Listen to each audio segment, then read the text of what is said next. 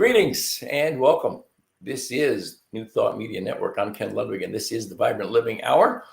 Hope this day finds you safe, healthy, and happy as always, and that you are doing your very best to live your best life, whatever that looks like, wherever you are, whatever you're doing. So here we are, another Thursday. Missed you last week. I'm sorry I missed you. I was at a retreat in Florida, in Tarpon Springs, Florida, which it's really funny. I could never, ever live in Florida. If you live there, great, good for you. I just, too muggy, too buggy. I don't want to live any place where you can even think in terms of alligators being part of your life. And even worse than that is the politics of Florida. And we won't go there, but, 3 words: DeSantis, Rubio, Scott. That's all you need to know about me in politics in Florida. But we're at at our team retreat. Our One Team Works is the name of my team that is part of my sponsor for the show, which is HempWorks. And actually, and those of you who follow the show know that HempWorks is just part of a bigger company called My Daily Choice, and our One Team Works is part of that greater company, My Daily Choice, and we have a yearly retreat called the Impact and the Growth and Impact Retreat. And the last 2 retreats we've had were at the house of 2 of our members, and I can say their names, I think, Jennifer and Philip Hoyle. They have this extraordinary home right on the Gulf of Mexico in Tarpon Springs. Having a sip here of my CBD infused coffee. My Thursday afternoon treat, those of you who watch the show know, this is my treat. I have my CBD infused coffee on Thursday afternoons. Anyway, I was at this retreat, and that's why I wasn't on last Thursday. I really wanted to do the show from the retreat, but the interesting thing is that that their house, they have very interesting bandwidth, and the only places where I had good enough bandwidth to do the show were not places from which I could do the show. There's great bandwidth outside. Well, you don't do a show at 4:00 in the afternoon in Tarpon Springs, Florida in the first week of June because it's hot and muggy and buggy. So anyway, I had this great time, had this great retreat, great training, great to be with a team, to be part of something that is just bigger than yourself. And this is my second retreat. This is the 3rd one for our team. It's the 2nd one I've been on. I was actually supposed to go to the first one, but the first one was right at the really kind of at the height of the COVID thing, and I just chose to bow out and not kind of risk going there. It's really funny. The whole virus thing is I take incredible care of myself, and those of you who know me know that. My beloved Lisa and I watch what we eat. We take just nothing but the best supplements. We use nothing but the greatest, healthiest nutritional shakes and those kinds of things that money can buy, the best that there is out in the world. And most of which also, if I consume it, I also market it because it's something I believe in. So all that said, I still have to acknowledge the fact that I was part of the most vulnerable age group as far as if you got sick, hospitalizations and ramifications. And I have, I know people who are very healthy people who got the virus and wound up being long-termers where they have lung issues and those kinds of things. So I just didn't need to be a participant in that. So anyway, I didn't go to the first one, but I went to the next 2, and the next 2 have been at this same place at the Hoyle's house. And it's just a beautiful place to be. Extraordinary experience of camaraderie, of family, and it's obviously an affiliate marketing program, a network marketing program, and it's populated by 80% women. 80% of the most successful people in network marketing are women. Did you know that 70% of the millionaires on the planet, female millionaires on the planet, are network marketers? Did you know that? That's an interesting piece of the puzzle. So there's tremendous female energy, nurturing energy. The 2 leaders of our team are one male and one female, but they together have created this very nurturing environment, this incredible, loving, cooperative, collaborative environment where there is really, literally no competition. We are all of us from different lineages, if you will, of the company, of the team. So, a great deal of us will never make any money on anybody else who's there, and still we are there to cooperate, to help each other, lift each other up, and to train one another. And it was just like I said, an extraordinary environment, a lot of fun, a lot of great group of people to be with. By the way, if you're out there and you're watching the show, please make a comment, even if it's just hi, ask a question. If you've got one, anything you want to talk about, I'm here to talk about it. Right now, I'm talking about the experience of my retreat that I went to, my business retreat for my business team down in Tarpon Springs, Florida last week. And it was really, again, a lot of fun, blah, blah, blah. But there were some trainings that were done that really were fascinating. Like a lot of people describe the whole affiliate marketing and the network marketing world as a personal growth course with a compensation plan, because we spend a great deal of time learning who we are, learning about how to step into that next highest vision of us, learning how to transcend blockages, the things that keep you from being successful in the world, the things that keep you from being that next highest vision of yourself. We spend a lot of time on that. There's a lot of experts in the field who would be more than happy to participate in helping everyone lift themselves up. We have one of them who is a 30-year network marketer on our team. His name is Todd Falcone, and Todd is, like I said, he's been in the business 30 years. The last 16 of those, I believe, were spent as a professional trainer in the industry. And when COVID hit, he was somebody who determined that, wow, I don't like traveling all over the world. He's spoken, I think, in 50 countries or something, and hundreds of thousands of people he's spoken to. But he was always on the road, and he's got a couple of boys and a wife that he loves, and he realized that staying home was not a bad thing. And he had the ability to connect with any network marketing company on the planet. He chose My Daily Choice just simply because it is just it's probably the most extraordinary model in the network marketing industry, in the affiliate marketing industry. And they've made some changes in the company that really make it much more of an affiliate marketing model than just simply a network marketing model. But I'm not here to give you a commercial about my company. Although if you want to know more, please reach out to me. I'll be glad to help you with that. Obviously, that's what I do. But I want to talk about that whole idea of personal development. Wayne Dyer always called it, oh my God, self-actualization is what Wayne Dyer always called it, which I love. And I believe he took that from somebody else. He may have taken it from Maslow. But self-actualization is that realization of who I am. What's the next best me? What's the next highest vision of me, which I talk about all the time, but there's work involved. If you want to be something more than what you are, if you want to be bigger than who you are, if you want to engage in an activity that is just more important than just you, a bigger activity than just you got to work, man. You've got to do something about it, because you just don't fall into that. You're not born into it for sure. You have to actually do something about it. And so again, there's any numbers of ways to do that. Lots of people read books. I'm part of the science of mind tradition, with the New Thought religious philosophy of the science of mind, which is all about personal development. It's all about lifting oneself up to the next highest consciousness of themselves, of who they are and who they came here to be. And so that's been part and parcel of my life for the last 25 years, ever since I first discovered metaphysics. It's actually closer to 30 years. I discovered metaphysics in 1993, and through the International Metaphysical Ministry, became an ordained minister in what is now the International Metaphysical Ministry. Back then, it was just the University of Metaphysics. But I am an ordained minister and have a degree in metaphysics from that particular organization.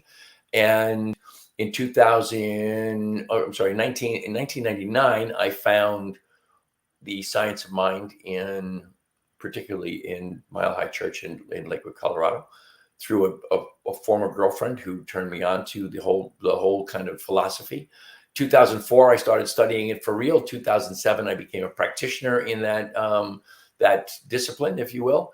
And I have been a practitioner up until I moved here to North Carolina last year, when I just kind of relinquished my 14-year practice, or my 14-year affiliation as a practitioner. All about personal development, all about who are you becoming in this world.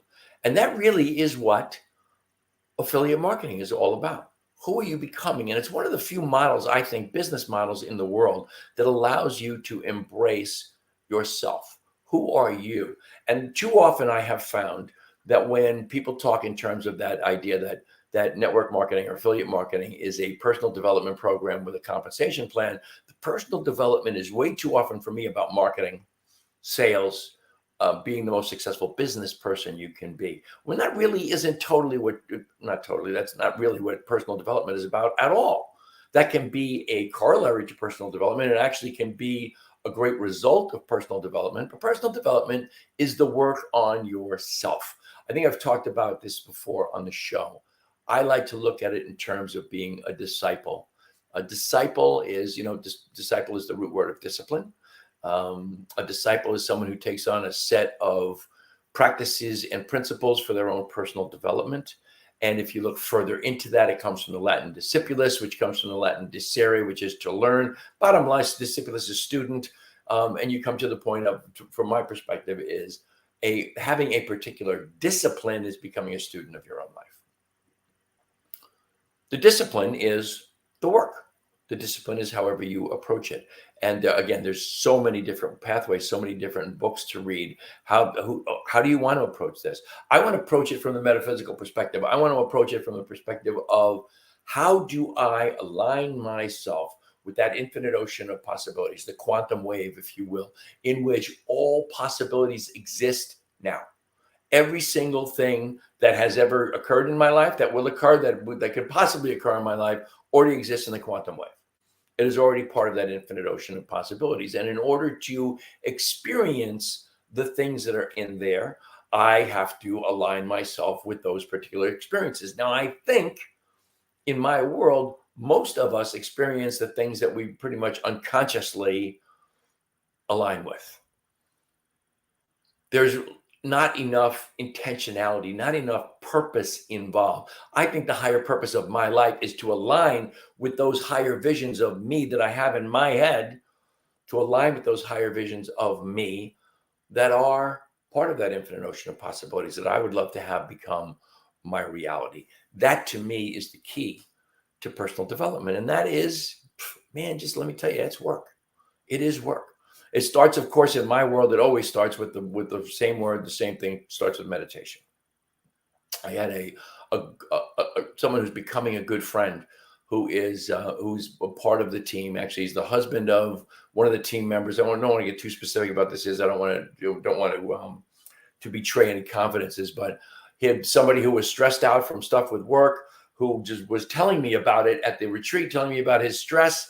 And I said, man, you need a meditation practice. And he looked at me knowing that I was a meditator. He knew that. And he said, you know what? I'm going to take you up on that this time. So we spent one morning during the retreat out on the balcony of this beautiful place where we were having the retreat, out on the balcony. It was raining. We were going to do it out on this dock in the Gulf of Mexico, but it was raining. But in the rain, the birds were singing, and it was 7:30 in the morning. And we just sat out in the rain on this patio, this balcony, and we meditated for 15 minutes. And we did a simple breath meditation. The first thing he said to me when it was done, he looked at me and he went, "That was hard." It is hard to take ourselves away from the distractions of the world, to take us away from what I always refer to as the noise. What is the noise? The noise is everything, man. The noise is everything. It's your computer, it's your phone, it's your car, it's your job, it's your wife, it's your husband, it's your kids, it's your siblings, it's your entire family, it's your neighborhood, it's your coworkers. It is the situations of the world. It's the news. It's Ukraine. It's the virus. That's all the freaking noise, man. It's all the noise. And meditation is about one thing and one thing only: quieting the noise. That's all it is quieting the noise. And so we did 15-minute meditation. The following day, when I arrived at the retreat, he looked at me and said, "I did 7 minutes this morning," because I told him 15 minutes was a long time. I debated about doing 15 minutes with him because it is a long time for someone who's never meditated before. But I told him, what you want to do is work up from 3 minutes to 5 minutes to 7 to 10 to 20. And it may take 2 or 3 weeks to get to 20 minutes. But every meditative discipline that I'm aware of on the planet says 20 minutes is the magic number. And more often than not, they say 20 minutes twice a day. Now, I have personally never, ever, ever mastered the twice a day. But I do know that at the times when I have done it, it has mattered. And the 20 minutes in the afternoon or the evening is a great way to just relax, calm down, release the noise of the day and move into the evening. Also, always recognize, there's just, because in the words of one of the people at the retreat, GTS, Google that shit, and you'll find out that what meditation does for you, what it does for you physiologically, the benefits for your body, for your blood pressure, for your brain waves, for your heart rate, for breathing, for all these things, your immune system, for relaxation. 20-minute meditation has the resting equivalent of about 2 hours of a nap. So those are all those things that are part of it. But when you're talking about getting to a point of seeking that next highest vision of yourself, I am a firm believer it starts at meditation. You have to start there, because in order to get to those places where you can really truly align yourself with the greater vibrations of life, with that infinite ocean of possibilities, that quantum wave in which all of your possibilities exist, the only way to align yourself is to quiet all the noise out here, all the stuff of life, of the human experience. Another sip. I've been meditating since 1978. Do the math. What is that? It's 44 years, right, that I've been meditating. Now, there was a big gap there in the 80s when I was mastering my my alcoholism and my drug addiction. There was a big gap in there while I was practicing that. I was really, really good at it. And I was really good at it. As I say all the time, you get good at the things you practice. I practiced every single day. So I was a world-class alcoholic and drug addict. But at the end of the 80s, when I quit all of that in 1988, when I quit, by the way, in the beginning of next month, I'll be 34 years clean and sober, just for those who might want to know. But when I quit, then the first thing, the absolute first thing that I reignited and leaned into very hard was my meditation practice. That was absolutely earth-shakingly important to me, was my meditation practice. From there, I went to exercise. That became my new addiction, was weightlifting, and I got an early version of the Nordic track. In fact, the first version of the Nordic track. And I worked on the Nordic track. It's pretty funny. I was still smoking cigarettes back then. I can remember the first time I got on the Nordic track, thought I'd been on there for a week, and I'd only been on there for 5 minutes, and I didn't know if I was ever going to be able to catch my breath. But eventually I got to the Nordic track. I got myself up to an hour on the Nordic track, and that was amazing exercise. But those were my first forays into transcending alcoholism and drug addiction, was meditation and exercise.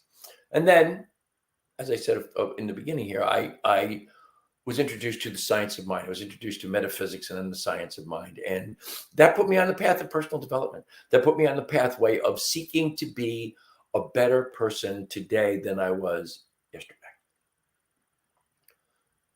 And again, for the third or fourth time, it's work. You don't fall into it. It doesn't just happen. You work to get there. I've read a lot of books. I've read, Ernest Holmes, I believe, I don't remember anymore, but I think he wrote 26 books or 27 books. I've read 13 of them. I read his primary book, The Science of Mind, the what we call the textbook, 600 pages of it. I've read that 3.5 times. And it is my favorite book that I have ever read. And I guess part of that is because it totally changed my life forever. It made everything different. It made everything new. But that's the biggest step into personal development that I took. And I guess the point is, you have to do the work, and you have to find the path of the work that you want to do. Where do you want to start? I'm here to tell you that, again, meditation, start there, but then find something that definitely leads you into the bigger vision of you, something that takes you from this little me here on earth as Ken Ludwig and the human to that spiritual being that is having this human experience. What gets me more in touch with that person, with that entity, with that consciousness, that individuation of the divine that is the source of my existence? For me, it was the science of mind. But then there's other corollaries. There's Dr. Wayne Dyer, there's Gary Zukov, there's, of course, Joe Dispenza, there's Greg Braden, there's Bruce Lipton, there's Lynn McTaggart, there is Dr. Sue Morter, There is, God, I can see the picture of the woman's face. She's kind of the first and foremost, and I can't even think of her name. That is so funny. But there was Louise Hay, of course. And there's so many people. There's others. There's other people in, like, from the religious world, Teilhard de Chardin, um, Meister Eckhart, and there's Eckhart Tolle. These are all people who have, in some way, shape, or form, contributed to the expansion of consciousness to a point where we can become more aware of that one consciousness, which is all there is. There's only that one consciousness. The transcendentalists of the late 1800s and early 1900s were the Thoreaus and the Emersons and the Brownings, and those people, they were all contributors in some way, shape, or form. They influenced certainly Ernest Holmes, who wrote The Science of Mind. They introduced the Fillmores, who were part of Unity. They introduced they influenced all of the people who came out of that particular time of history and became the authors, if you will, or the proponents of New Thought. All of which were about moving to the next highest vision of who you came here to be and what you came here to do. And it really is the source point for the work. You have to find something that will give you the knowledge, if you will, the knowledge base, if you will, to move on from where you are. If you continued every day for the rest of your life exactly the way you are right now, would you be happy at the end? If you know, this is not going to happen if there were a St. Peter at the end, would you worry that St. Peter might say, this is what you could have done, this is what you could have been, but this is all you did? When I think that thought, it makes me a little unnerved, because I don't want to continue through the rest of my existence where I am right now. There are bigger things to do. I have thought about this long and hard. I have focused a lot of my attention on making money and making a living. It's really much more important to make a life. My beloved Lisa, in our move from Colorado to North Carolina here, have created this amazing transitionary space. And I have become and want to immediately escape from this very complacent place that I am in. Almost kind of a surrendering place, but not surrendering in a good way. Surrendering in a I give up kind of way. That's not a good place to be. And as we make these moves into that next highest vision of us, we're going to meet resistance. And that's where I started this whole thing with this business retreat over the weekend. You know, the network marketing and affiliate marketing, as I said, is populated 75-80% of the most successful people. And in fact, the people who are mostly involved in it are women. And women who make a move from where they are to become successful, to change their paradigm, to start making money and be a leader and those kinds of things, they experience a lot of times a lot of pushback, a lot of resistance. And I got up and talked a little bit at the retreat about that resistance. And the resistance is interesting in so much as we talk all the time about nothing good happens inside our comfort zone. All the excitement, all the growth happens outside the comfort zone. And when you make those moves outside the comfort zone, outside your comfort zone, my comfort zone, that's where we have the possibilities to grow and expand and become that next highest vision of who we came here to be. But there's a corollary to that most people don't even think about. When you get the pushback, when people are uncomfortable, when people poo-poo what you're doing, when they make fun of you, especially, you know, in my world, in the network marketing world, the affiliate marketing world, people all the time are like, you know, just, oh, you'd never make any money like that. Only people who start at the top can make money, blah, blah. There's so much negative race consciousness around that. It's ridiculous. And it's all BS. But it's out there, and it comes from experiences with companies that made some huge mistakes that were all for the benefit of the company, not for the benefit of the people who were promoting their companies 40 and 50 years ago. And it's kind of been hauled forward in the collective consciousness, and it just ain't true anymore. But everybody in my world, I have a box around them. I have a comfort zone of them. And when they change that parameter, or those boundaries of their comfort zone that I've created for them, it makes me uncomfortable. This isn't my comfort zone. It's the comfort zone I created for them, but it's that what I'm comfortable with as far as I see that person. And when they screw with that, it messes with me. That's where people get pushback on when they're trying to become more. You know, and I always say that the universe has got a 24/7, 365 invitation to each and every one of us to become more. But every time you make a move to become more, not only should it be a little uncomfortable for you because you're changing your comfort zone, but it's going to be uncomfortable for the people around you because you're changing the comfort zone that they have created for you.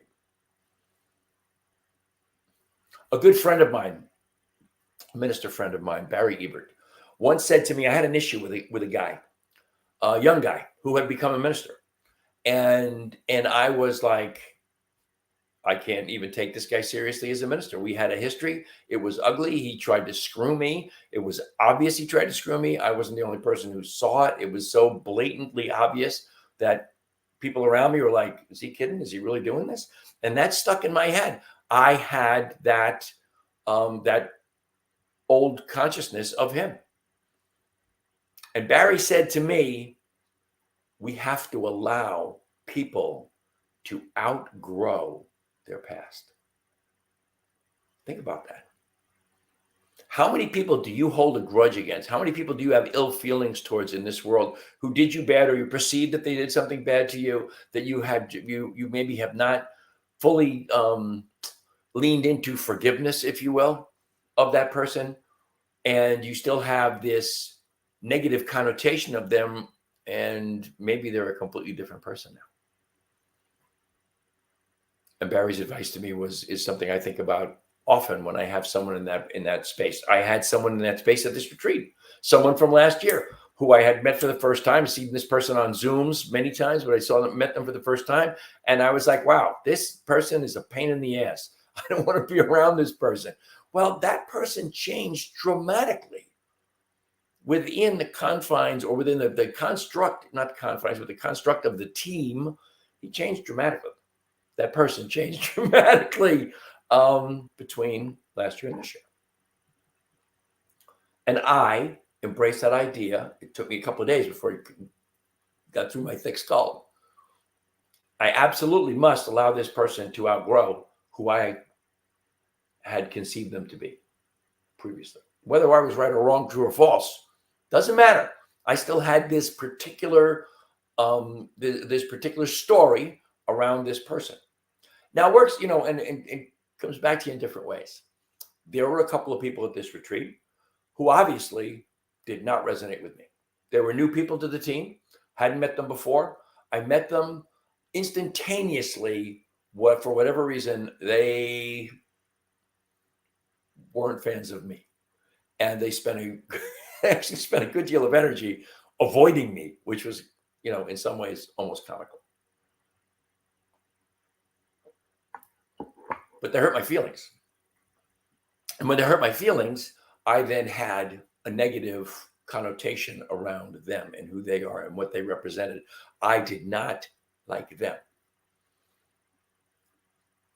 Now I had to stop and think about it, and I think about it from one perspective that drives me crazy. Robert Anton Wilson's great expression, I am exactly as large as the things I love. And I'm precisely as large as the things I love and precisely as small as the things I allow to annoy me. If I allow those people to annoy me, I am simply denigrating myself. I am bringing myself down by allowing myself to be annoyed by somebody else's behavior. How is that affecting me? Let me think here. Oh yeah, not at all. I allowed it to annoy me because I want to be friends with everybody. But let's face it, I had a conversation with a great friend of mine at the end of the whole retreat. And it was, I've said this many times in my life, I'm a pretty easy guy to like, but I'm also a pretty easy guy to dislike because I'm a big personality. I'm a loud personality. I'm affectionate. I'm a hugger. Not everybody's a hugger. Some people, especially in the COVID days, some people you go in for a hug and they're like, yeah, what are you doing? So I'm not always an easy person to get along with from that perspective. For a lot of people, they don't, I'm not their cup of tea, which is fine. If you try in this life to be everything to everybody, you're destined to do one thing without doubt, with absolute certainty. You're going to fail. I don't care what the hell you're doing. If you're trying to be all things to all people, you're going to fail. Simple. It's a really easy equation. There is no but or what if. It's just really simple. If you try to be all things to all people, you fail. End of story. Doesn't matter who you are. Doesn't matter who you are. So, and conversely, not everybody's going to work for me. Not everybody's going to work for you. We're going to create that story around them. But we always have to go back to that point from my friend Barry. And that is that whatever that story is that I created around you or him or her or whoever, whatever that story is, I have got to be a big enough person to allow you to outgrow that story. Particularly if that story is not a positive one. Because if it's not a positive one, invariably, if the story I have around certain person is not a positive one, then I'm never on their side, right? I'm never cheering for them. I'm never rooting for them to be better. People I love and respect and care about, I'm always rooting for them. Always a big cheerleader for them. That's easy. So it's easy to love the people who are easy to love. Not so easy to love the people that are rubbing you the wrong way or doing you dirty or however you perceive that. So I got up and talked about that. The idea that, Terry Cole Whitaker's great book from however many years ago, Your Opinion of Me is None of My Business. How other people feel about us, how they push back on our attempts to grow and be more and transcend who we are in the moment, how other people push back on that is not my concern. It's their problem. Now, in some instances, that might be a spouse or a parent or whoever, a significant other. They may be pushing back on you and hurting you or hurting your feelings at the very least, or making it more difficult for you to transcend and be more. But it still isn't about you, about them. It's about their perception of you, their perception of me. It's about their reaction, their response. Now, that's not to say that we can just simply ignore all of that, because that's not possible. We're human beings, and here we are with one another, and we have our family members, we have our teams, we have our relationships, we have all of those things that the intermingling of personalities, all the relationships that we have in this world. We can't just ignore those situations. But I think the important piece is to be aware, to understand, and to give people the opportunity to grow past the story we've told about them, just as we give ourselves an opportunity to go past the story we tell about ourselves. That's the most important story of all, right? The story we tell about ourselves. The most important conversation you will have any single day, every single day of your life, from the beginning to the end, is the conversation you have with yourself. And unfortunately, that conversation is usually not as positive as it could possibly be. We don't spend a lot of time in the mirror going, I love you, you're wonderful, you're successful, you're going to be just the biggest rock star of what you're doing on the planet. We don't do that. And God knows that some of the great inspirational speakers of our times have said, we need to do that. We need to have affirmations. We need to be telling our subconscious mind what it is we are and what we want to be and what we are being and what we're going to be, all of those things. We need to tell the subconscious mind that the subconscious mind needs to be programmed by the conscious mind to set itself up to achieve or to activate or to realize the things that we want to have be part of our lives.